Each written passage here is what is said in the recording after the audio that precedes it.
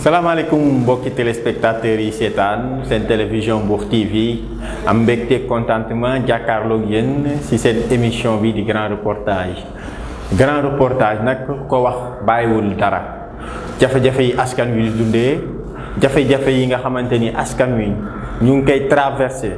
mu nekk lu ñu war a waxtaanee ci média yépp war ko waxtaanee ci grand place waaye war ko waxtaanee fépp koo xamante ni solution mën na fa jub ngir dimbali yooyu askan. tey nag grand reportage dafa ñëw indi leen lu bees ci boobu problème yi nga xam ne askan yi ñu ngi koy dund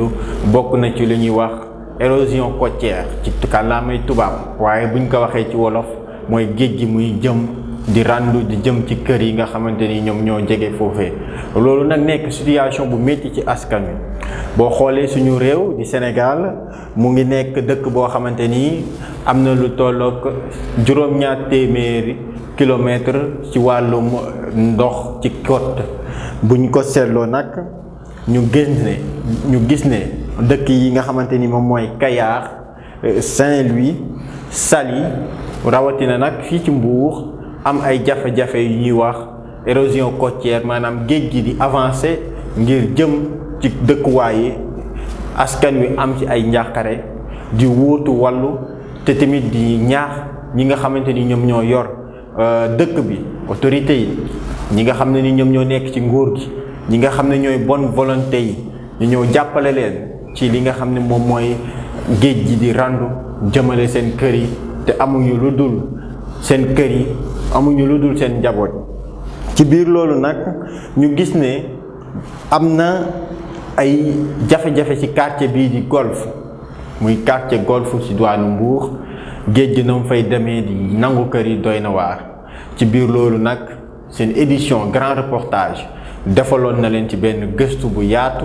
ngir xamale leen askan wi jafe-jafe yi ñuy dund ci diwaanu golf askan wi yuuxu yi ñuy yuuxu jëmale ko ci autorités yi nga xam ne ñoom ñoo nekk ci diwaanu Sénégal diwaanu Mbour ak bépp bonne volonté ngir ñu jàppale leen ci jafe-jafe yi nga xam ne moom la ñuy dund. dañuy ànd ak suñu waa régie wan leen jafe-jafe yi nga xam ne askan wi ñu ngi koy dund foofee ci diwaanu golf bu Mbour ci seen émission grand reportage ci Mbour TV. grand reportage ñu seetaan jafe-jafe yi askan wi di dund foofee ci diwaanu golf Pape Mbar Faye ab Abdou Karim Bey ñoo ko def.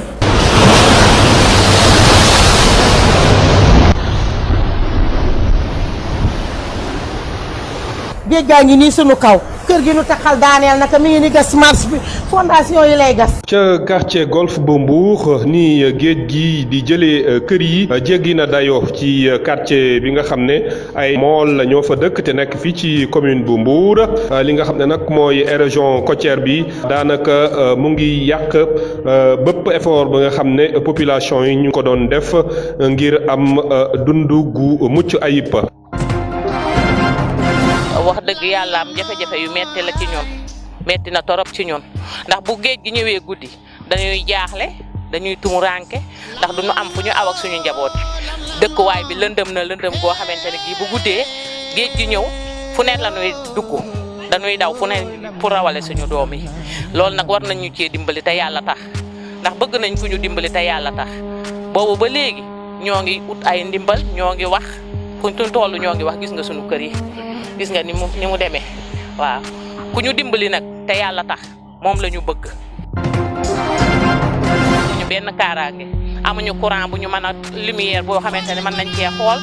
amuñu feneen foo xamante ne mën nañ fee jaare dëkkuwaay bi fii nii boo génnee guddi boo guddeewee àll oto boo ne yóbbu ma golf sax day bañ. avancé géej gi nag tax na ba ñi ëpp ci kër yi daanaka fi mu nekk nii dañoo yàqu. biñ fi dëkk kuñ waxoon ne jamono ngi ñëw géej gi dana tollu ba agsi fii dafa sori woon ndax maire yi fële gaalee nekk foofu la maire yi daan la keccax oto tubaab yi doon coono rek am naqar coono rek métti rek lañ ciy dund coono rek ndax amuñu fuñ jëm coono rek ndax boo bëggee génn fii di daw luyaas ci biir dëkk bi bëgg a daw añ reer ndekki bëgg a day luyaas bëgg a dawaat ku feebar parce que wala doomu aadama xale yi tooguñu mënoo leen a toog di leen garder xale mooy dee moo koy daw muy jëmal dee rek parce que xale chaque jour mi ngi def loo xam ne anytime war na mën a dee mais tey bu amee catastrophe nga bëgg a fay lu yaas bëgg faj xale bi bëgg a defaat añ ak reer ak ndekki métti na. ah buñ seetaanee lii day dana gën a ñaaw dana ñaaw ci ñoom dana ñaaw ci ñun parce que ñoom gannaaw yàlla ak yonent bi ñoo ñu fi nekkal bu fekkee ne gis nañ ne ñun ñi ngi raw ñu duñu seetaan parce que nit ñu waree dimbale ñun noonu lañ leen di dimbalee ñoom parce que buñ leen dimbaliwut ñoom duñ toog ci réew bi ci ñun ay citoyen lañ fi lañ juddoo yaroo fi màggee fi. ñi nga xam ne nag ñoom ñooy nguur gi jamono yi interpellé nañ leen pour ñu joxaat ñi nga xam ne ñooy citoyen yooyu seen dignité ndax citoyen yooyu ñoom kenn tooñu leen lu dul nature bi nga xam ne moom suy agressé du ci am xaajatle te daanaka moom moo dal ci seen kaw.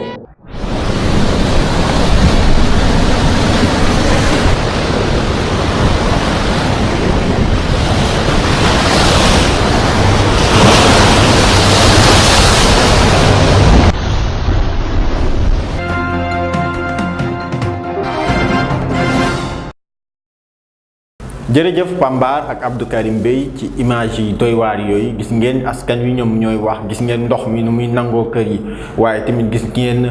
ñi nga xam ne ñooy borom kër yi amatuñu dara lu dul ñaan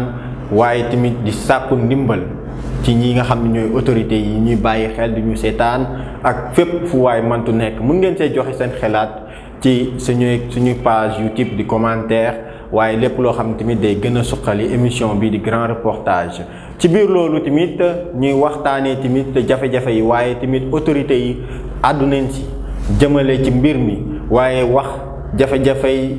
géej gi fii ci diwaanu Mbour kuñ ci jël di Abdoulaye Bayati Babou moom nag nekk adjoint au maire ci diwaanu mairie bu Mbour waaye tamit yor lépp loo xam dafa jëm ci wàllum napp muy ñëw waxtaan ak ñun benn waxtaan bu yaatu jëmale ko ci jafe-jafe géej gi waaye gox boobee tamit di golf naka la ñuy def ngir mën a saafara bile jafe-jafe yi askan wi di dund ci diwaanu golf Abdoulaye Bayati Babou la ñuy déglu ci entretien grand reportage mu joxe xalaatam wax tamit naka la ñuy def ngir yooyee jafe-jafe am ci wàllum géej ak ci diwaan bii di golf naka la ñuy def ba daal di si génne ay solution ngir askan wi mën a dund si jàmm ñu déglu Abdoulaye Bayati Babou ci micro Pambar Faye ak Abdou Karim Bey. mbirum golf dafay nekk loo xam ne lu yàgg la du tey dem nañ fi may nañ leen fi ay yoon ay kër yoo xam ne dañuy pour ñu sori géej gi la mais nag diggante mool ak géej dafay nekk lu difficile lu jafe xam mool mënul sori géej waaw donc de ce fait que toujours bu leen mayee kër sax am na ñoo xam ne dinañ jox kër ñu jaay ko ñëwaat parce que géej gi day jékki-jékki rek dem mais bu mu ñëw du tàggoo avancée de la mer nag kooku li mu ëmb bari du golf rek ah lu jógee golf jëm Saly la am na hôtel yu bari yoo xam ni dañoo amoon tefes mais léegi géej gi moo leen jël soo demee Jifeer amoon na usine bu ñuy wax Sopecine mu nga woon ca kaw am ay hôtel am ay expatriés yu fa dëkkoon tey boo fa demoon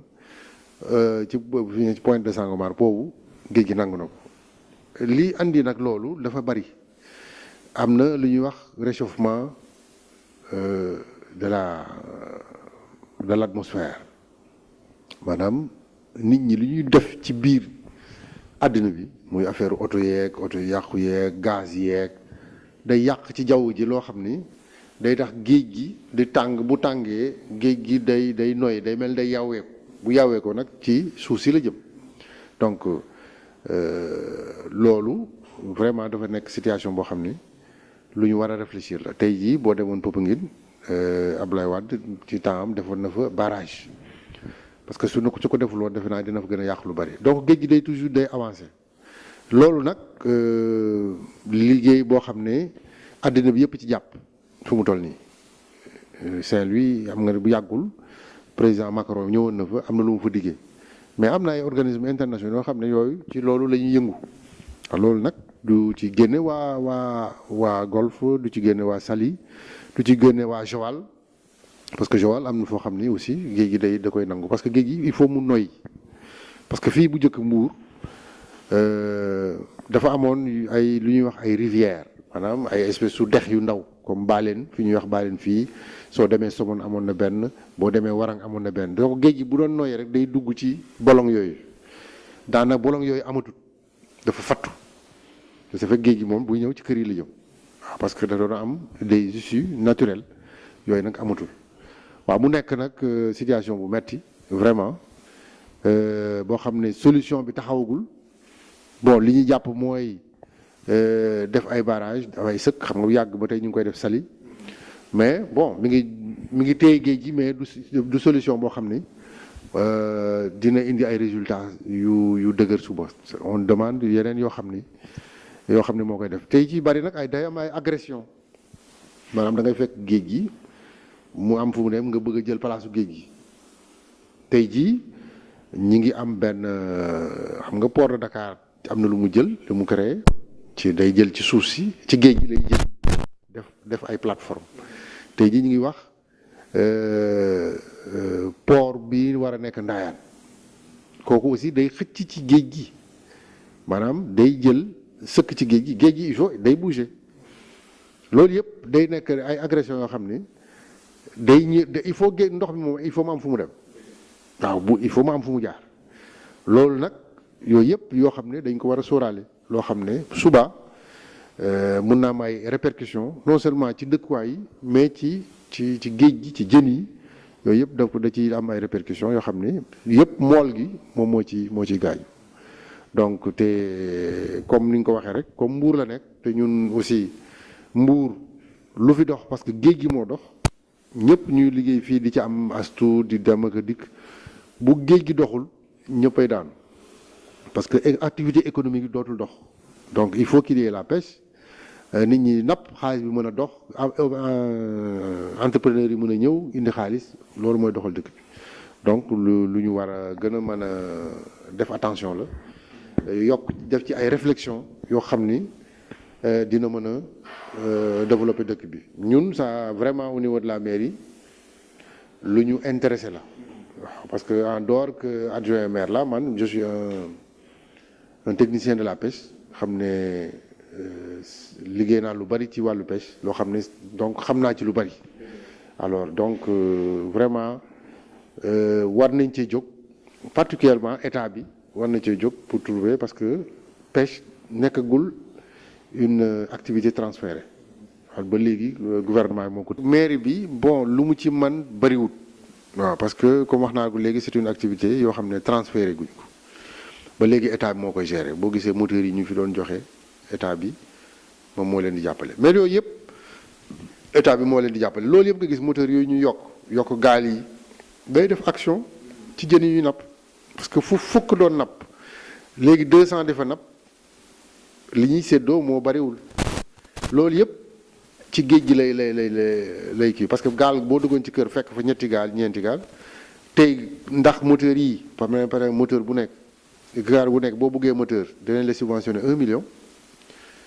boo ñu waroon joxe 1 million 400 1 million ngay joxe xam nga kooku dafay yomb donc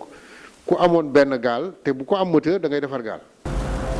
mbokk yi gis ngeen grand reportage li mooy njëriñam dañuy indi jafe-jafey askan wi woo ñi nga xamante ni ñoom ñoo am xelaat bu baax wala ñi nga xamante ni ñoom ñoo ci bëgg a jàppale nit ñi ñu daal di koy def ngir mën a indi solution waaye nit daf daan Olof Njaay dafay wax naan problème boo gis waxtaanee buñ ko defee waxtaanee ko jafe-jafe yi dinañ mën a gis solution léegi nag indi naa leen problème mu golf bi gis ngeen solution yi nga xamante ni peut-être moom la Abdoulaye Bayati Babou daal di wax waaye tamit du doy ñu ngi ñaax autorités yi ñu bàyyi ci xel bu baax a baax waaye tamit di ñaax ñi nga xamante ni ñoom ñooy bonne volonté yi ñu xool bépp solution boo xam ne mun neen ko def ngir dëkk bi di douane Mbour li ñu wax géej gi di avancer mën a am saafara. gis neen président de la république Macky Sall ñëwoon na ci douane Saly ngir daal di xool mbir mi nag la ñuy def ba arrêter érosion côtière bi naam sax ñu ngi ciy bay seen waar. moom le président de la république Macky Sall ginnaaw bi mu fi ñëwoon doon lancé loolu nga xamante ni mooy projet bu du am solo boobu waaye tamit njàmbarte taxul ñu ñaax ñu lay daal di ñaanaat encore une fois le président de la République mu gestu ñi nga xamante ni ñoom ñooy askan wi nekkee ci diwaanu Golf di dund lu doy waar ci wàllum avancée de la mer ngir ñu mën leen jàppale. kon mbooloo mi mbokk yi ñu doon seetaan lii leen indiloon ci seen émission grand reportage ci wàllum Golf dëkk bi nga xamante ni askan wa fa nekk ñu ngi am ay jafe-jafe yu jëm ci wàllum géej gi di avancé di leen nag sant di leen gërëm seen teewaay maa ngi jaajëfal bu baax a baax équipe technique bi ma àndaloon Abdou Karim Bey nekk ci image yi ak son bi Saliou Faye ci wàllum lumière montage yi Ngor ci wàllum décoration bi lépp Pambar Faye ci voix journalistique boobu mu defalal ñu di leen jox dig daje ba beneen ñaari ay bés ci beneen sujet bu am solo ci grand reportage ci Mbour TV jërë ngeen jëf.